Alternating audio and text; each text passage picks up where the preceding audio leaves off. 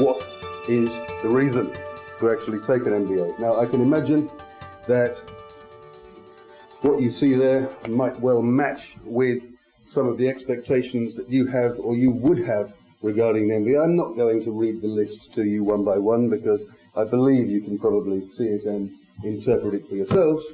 But I would, however, be interested to hear if anybody, A, finds this order or finds the points here surprising in any way, or B, if anybody who is actually considering doing an MBA has any particular motivation which does not feature on this particular list. As always, silence will be taken as a sign of agreement, if that's all right.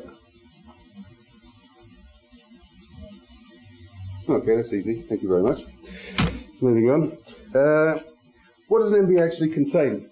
We split ours more or less 2/3, 1/3 into the so-called core subjects and the so-called elective subjects. The core subjects won't surprise you too much.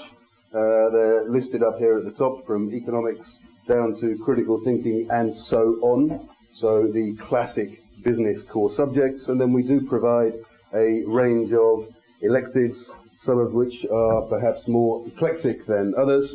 But nonetheless, a general statement made about MBAs is that this is a generalist business degree. It is not equivalent to or not similar to taking a deep, thorough knowledge specialism in astrophysics or biochemistry or media studies or anything like that. However, we do seek at the CEU Business School to add a little bit of a possibility to specialise deeper in certain areas which are often found to be of interest. The areas of finance, which is run by our Professor Anna Turner, who unfortunately is not with us today.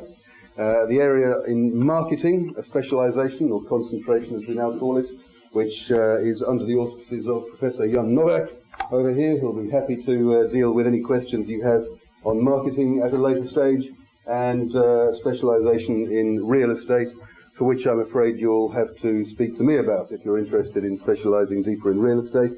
However, I must apologise that I will not be able to stay for the networking session afterwards, so you'll have to, if you're interested in that, get in touch with me directly or by or through some other channels. You've all been given a brochure pack sort of identifying the basic course structure and information and fees, etc.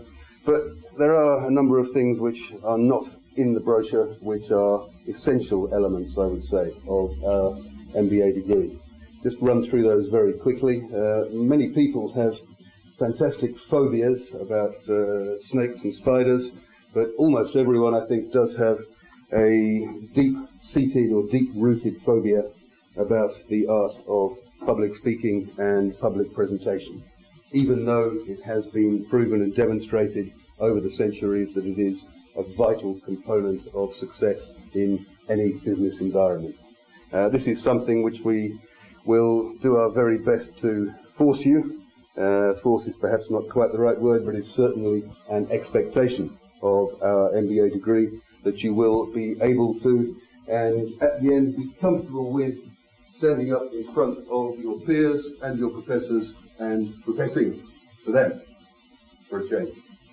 We're not a language school, but it is part of our accreditation that we must deliver all our courses and all our coursework in English. So we are actually an American university that just happens to be based in Budapest, and the degree which we will issue you will actually not come from printing press here, but it will come from New York, which is where the university is actually registered.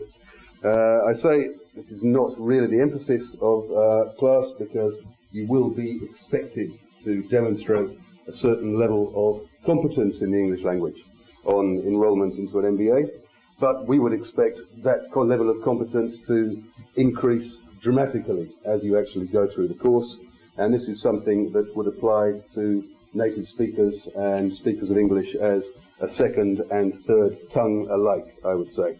We won't turn you into Shakespeare, but we will turn you, hopefully, into a good and competent communicator.